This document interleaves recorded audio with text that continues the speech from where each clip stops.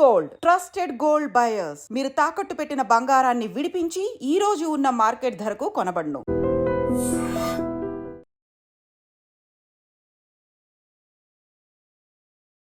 రేవంత్ రెడ్డి సర్కార్ వచ్చి 2 సంవత్సరాలు అవుతోంది. వచ్చిన 6 నెలల్లోనే ఖచ్చితంగా ఈ డ్రగ్స్ కావచ్చు, గంజాయి బ్యాచ్ ఎక్కడ కూడా కనబడకుండా ఉండాల్సిందే. వాటి మీద మేము ఉక్కు పాదం మోపబోతున్నామంటూ కూడా పూర్తి స్థాయిలో దానికి సంబంధించి సెపరేట్ వింగ్ ఏర్పాటు చేయడం, దాడులు చేయడం, ఎక్కడికక్కడ చెకింగ్ చేయడం, చాలా కొన్ని కేజీల గంజాయిని పట్టుకున్నటువంటి సందర్భం చాలా మటుకైతే మనం చూసాం. అయినా సరే అక్కడక్కడ కొన్ని సంఘటనలు జరుగుతూనే ఉన్నాయి. ఇప్పుడు తాజాగా నిన్న అంటే ఆదివారం రోజు రాత్రి కేపీహెచ్పికి సంబంధించిన పోలీస్ స్టేషన్ పరిధిలోనే ఒక సంఘటన జరిగింది. యాక్చువల్లీ ఈ గంజాయికి సంబంధించిన బ్యాచ్ ఒక అపార్ట్మెంట్ పక్కనే గంజాయి సేవిస్తున్నట్టుగా గుర్తించడం అయితే జరిగింది. ఎందుకంటే ఈ గంజాయి సేవిస్తున్నటువంటి బ్యాచ్కి నిజంగా ఆ మత్తులో వాళ్ళు ఏం చేస్తున్నారో ఏంటి అనేది కూడా తెలియదు.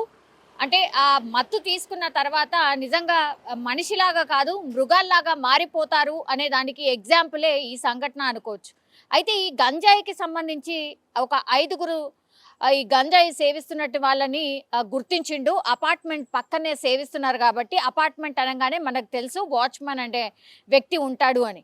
సో ఆ బిల్డింగ్కి సంబంధించిన వాచ్మెన్ అది గుర్తించిండు. దాని తర్వాత ఆ ఇరుగు పొరుగు వాళ్ళతోని కలిసి ఈ గంజాయి సేవిస్తున్న బ్యాచ్ దగ్గరికి వెళ్ళి మీరు ఇక్కడ గంజాయిని సేవించొద్దు, మీరు నేను అంటే ఎన్ని టైమ్స్ మీకు చెప్పినా సరే పదే అదే చేస్తున్నారు, ఇక్కడ నివాసం ఉండే ప్రాంతాలు ఇవన్నీ కూడా మా సార్ వాళ్ళు చూస్తే కోప్పడతారు, మీరు ఇక్కడ నుంచి వెళ్ళిపోండి అంటే ఈ గంజాయి సేవిస్తున్న బ్యాచ్ ఏదైతే ఉందో ఆయన మీదనే తిరగబడ్డం, గొడవ స్టార్ట్ చేయడం, కొంత గలాటాకు కూడా దారి తీయడం అయితే జరిగింది.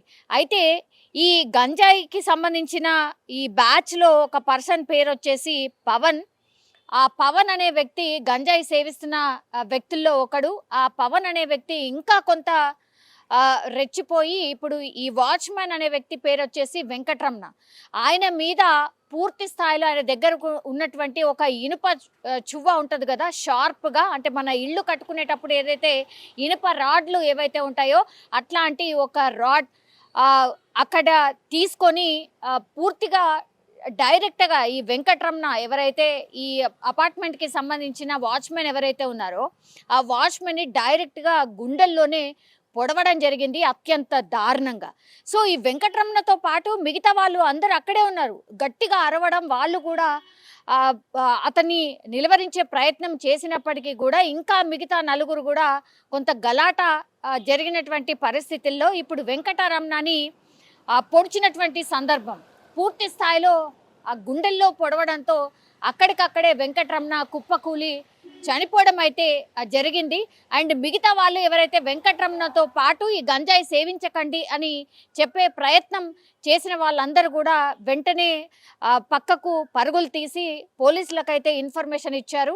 ఆ లోపలనే ఈ మిగతా గంజాయి బ్యాచ్ అట్లాగే ఈ పవన్ అనే వ్యక్తి ఎవరైతే పొడిచాడో ఆ వ్యక్తిని కూడా పూర్తిగా పరారైనటువంటి పరిస్థితి. ఇప్పుడు పోలీసులు రంగంలోకి దిగారు. పోలీసులు ఇమ్మీడియట్గా స్పాట్కి చేరుకొని అసలు ఏం జరిగింది ఏంటి, అక్కడ జరిగినటువంటి సంఘటన, ఆ డీటెయిల్స్ అన్ని కూడా వీళ్ళ దగ్గర నుంచి తీసుకున్నటువంటి పరిస్థితి. ఇప్పుడు ఈ గంజాయి సేవించినటువంటి బ్యాచ్ పూర్తి స్థాయిలో పరారీలో ఉంది. నిన్నటి నుంచి కూడా వాళ్ళ కోసం వెతుకుతున్నటువంటి పరిస్థితి. అయితే అక్కడక్కడ ఇట్లాంటి గంజాయి సేవిస్తున్నటువంటి బ్యాచ్ కొంత నిర్మానుష్య ప్రాంతాలు, ఎక్కువగా జనసంచారం లేనటువంటి ప్రాంతాలని చూస్ చేసుకొని అట్లాగే చీకటి పడ్డ తర్వాత కొంత అందరు లోపలికి వెళ్ళిపోతారు, అందరూ నిద్రలోకి జారుకుంటారు. కాబట్టి ఇట్లాంటి వాళ్ళు ఐదర్ కొంత జనసాంద్రత లేని ప్రాంతాలు అనుకోండి, లేకపోతే ఈ గార్డెన్స్ అనుకోండి, ఇట్లాంటి ప్లేస్లో ఈ బ్యాచ్ అంతా కూడా రెచ్చిపోతూ ఉంటుంది.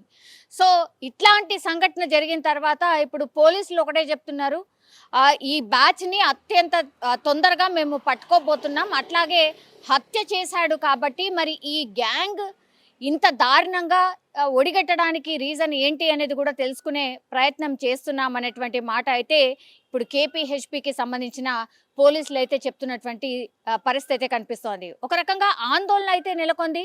బికాజ్ గంజాయి తాగద్దు అన్నందుకే హత్య చేశాడు అని అంటే వాళ్ళ మానసిక స్థితి ఏ రేంజ్లో ఉంది అనేది కూడా మనకు స్పష్టంగా అర్థమవుతోంది. ఎన్ని అవగాహన కార్యక్రమాలు చేసినా, ఎంత అవగాహన కల్పించినా సరే ఇప్పుడు ఇట్లాంటి బ్యాచెస్ చాలా అంటే చాలానే ఉన్నాయి.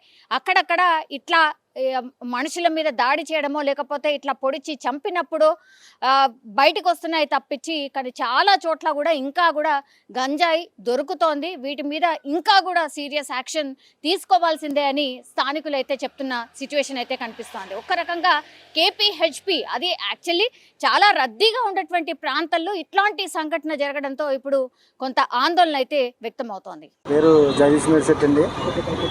ఇక్కడ KBHP colony JNT metro station దగ్గర సత్తర్పేట నగర్లో వాచ్మెన్గా పనిచేస్తున్నాం.